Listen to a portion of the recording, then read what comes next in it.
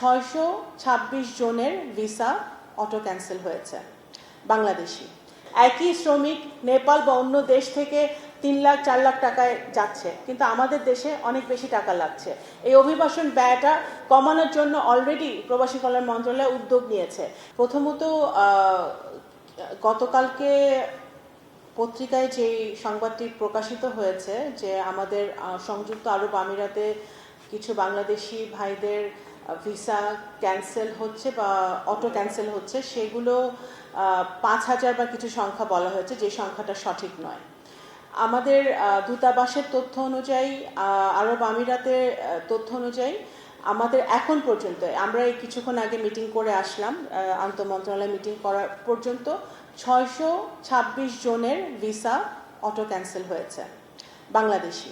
এবং এটা country specific না, এখানে পাকিস্তান, ইজিপ্ট, ফিলিপিন্স সহ আরও অনেক দেশের নাগরিকদের ভিসা ক্যান্সেল হয়েছে, নেপাল ক্যান্সেল হয়েছে বিভিন্ন কারণে, যেটা প্রতিমন্ত্রী বললেন। আমি আবারও বলতে চাই যে এই যে সকল দেশে আমাদের বাংলাদেশিরা কাজ করছে সেই দেশের আইন মেনে চলাটা অত্যন্ত জরুরি, এবং সেই দেশের আইন বহির্ভূত, কারণ এই বাংলাদেশি ভাইরা অনেক কষ্ট করে, কষ্টার্জিত টাকা খরচ করে, অনেক সময় প্রয়োজনের বেশি টাকা খরচ করে, জমি জমা বিক্রি করে তারা বিদেশে যায় কাজ করতে। যখন আরব আমিরাতে কোনো আইন ভঙ্গ করে তারা, ফেসবুকে লেখালেখি করে হোক বা অন্য কোনোভাবে হোক, তখন কিন্তু ওদের আইন অনুযায়ী তারা ব্যবস্থা নেবে।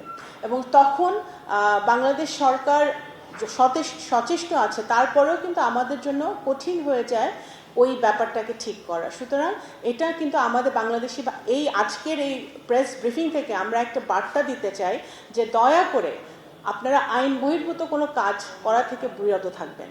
দ্বিতীয়ত হচ্ছে এই যে 626 জন, তার মধ্যে 417 জনের যে ডাটা, যে লিস্ট আমাদের কাছে আছে, সে 417 জন যে অটো ক্যান্সেল হয়েছে সেটা ভিসা রিনিউয়ালের জন্য আমরা আবার পাঠিয়েছি। 417 জনকে আমরা ইতিমধ্যে পাঠিয়েছি, বাকিগুলো পর্যায়ক্রমে আমরা পাঠাচ্ছি আরব আমিরাতের সরকারের কাছে ভিসাটা রিনিউ করার জন্য, যে কেন কি কারণে তাদের অটো ক্যান্সেল হলো। এবং একই সাথে যে সকল কোম্পানিতে বা তারা কাজ করছে তাদের সাথে আমাদের দূতাবাস যোগাযোগ করছে যে যদি কোম্পানির কারণে তারা চাকরিচ্যুত হয়ে থাকে বা চাকরিচ্যুত হওয়ার কারণে যদি তাদের ভিসা ক্যান্সেলেশন হয়ে থাকে, সেক্ষেত্রে এমপ্লয়ার বা কোম্পানিরও কিছু দায় দায়িত্ব আছে। সেই জায়গাটা থেকে আমাদের দূতাবাস তালিকা ধরে ওই এমপ্লয়ারদের সাথে যোগাযোগ করে ওখানেও কোনো সমাধানের পথ খুঁজে পাওয়া যায় নাকি সেটা দেখবে। নিজের ও পরিবারের নিরাপত্তায় সব সময়ই থাকুন আপোষহীন। নিরাপত্তায় আপোষ নয়া, ঘরে রাখুন আরএফএল ল্যাডার। ইতিমধ্যে আমাদের অ্যাম্বাসেডর যে আবুধাবি এবং দুবাইতে আছে, তারা আরব আমিরাতের সরকারের সাথে যোগাযোগ করেছে এই সপ্তাহে। আজকে তো বৃহস্পতিবার, এই আগামী সপ্তাহে তাদের আলোচনা চলছে এবং আগামী সপ্তাহে মিটিংও আছে। আমরা আশা করছি একটা পজিটিভ রেজাল্ট আমরা পাবো।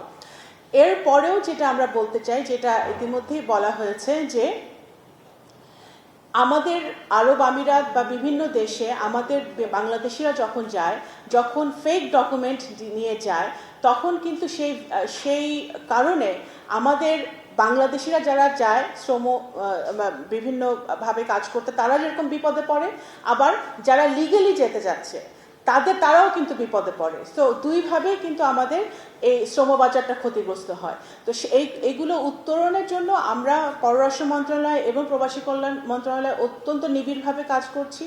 আমরা আইন যদি আরও শক্ত করতে হয় বা আইন সংশোধন করতে হয়, 2013 সালের অভিবাসন একটা আইন আছে, সেই আইন যদি সংশোধন করার প্রয়োজন হয় সেটাও আমরা আইন মন্ত্রণালয় এবং সাথে কথা বলবো এবং সেই দিকে আমরা আগাবো।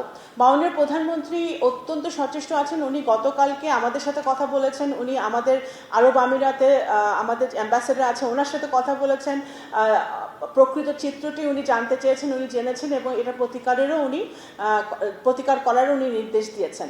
আমরা সচেষ্ট আছি, কিন্তু একই সাথে আমি আপনাদেরকে অনুরোধ করব যে কোনো রকম আপনারা যাতে আপনার যেই সংবাদটি প্রচার করেন, যে ডেটাটা প্রচার করেন, সেটা যেন ভেরিফাইড হয়। দয়া করে সেটা একটু আপনারা খেয়াল রাখবেন। আমরা সচেষ্ট আছি, আমরা সবাই মিলে কাজ করলে এবং আমরা বাংলাদেশি ভাইরা যারা বিদেশে কাজ করছে তারা যদি আমাদের একটু সহযোগিতা করে তাহলে অবশ্যই আমরা এটা সমাধান করতে পারবো। আমাদের আরব আমিরাত যেহেতু এখন একটা বার্নিং ইস্যু অটো ক্যান্সেলটা, এটা অবশ্যই আমাদের প্রাইমারি এজেন্ডা ছিল আলোচনার। আমরা সার্বিকভাবে আমাদের যেই ভিসার যে সমস্যাগুলো হচ্ছে সেই সমস্যা নিয়ে আমরা আলাপ করেছি এবং সেই ক্ষেত্রে আমরা দেখেছি যে আমাদের প্রবাসী কল্যাণ এটা নিয়ে কাজ করছে যে অভিবাসন ব্যয়টা আমরা কিভাবে কমাতে পারছি। একই শ্রমিক নেপাল বা অন্য দেশ থেকে 3 লাখ 4 লাখ টাকায় যাচ্ছে, কিন্তু আমাদের দেশে অনেক বেশি টাকা লাগছে।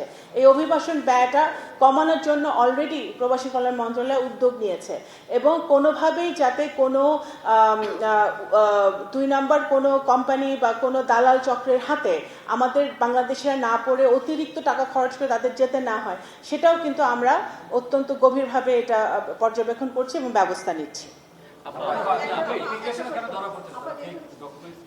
বিভিন্ন জায়গায় যখনই ধরা কোথাও না কোথাও তো পড়ছে না, এখন হয় দূতাবাসে পড়ছে, ইমিগ্রেশনেও ধরা পড়ে বা বাংলাদেশেও কোনো জায়গায় ধরা পড়লে তো ব্যবস্থাটা আমাদের আরো কঠোর হতে হবে। সেই জায়গাটাই তো আমাদের পয়েন্ট, যে আমাদের ধরা পড়ে দেখেই তো আমরা বুঝতে পারছি ভিসাটা অনেক সময় ভিসা রিনিউয়াল হচ্ছে না।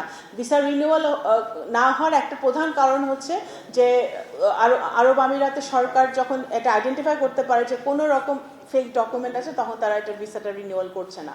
তো সেই জায়গাটা থেকে আমাদের সরকারের যা যা করণীয় সেটা আমরা করছি। আরেকটা হচ্ছে যে ওই আমাদের আইনগুলো সংশোধনের দিকে আমরা আগাচ্ছি এবং ওই আরব আমিরাতের সরকারের সাথে আমরা কথা বলছি এবং যেই সকল কোম্পানিতে আমাদের শ্রমিকরা চাকরি করছে সেই কোম্পানিগুলোর সাথে আমরা কথা বলছি।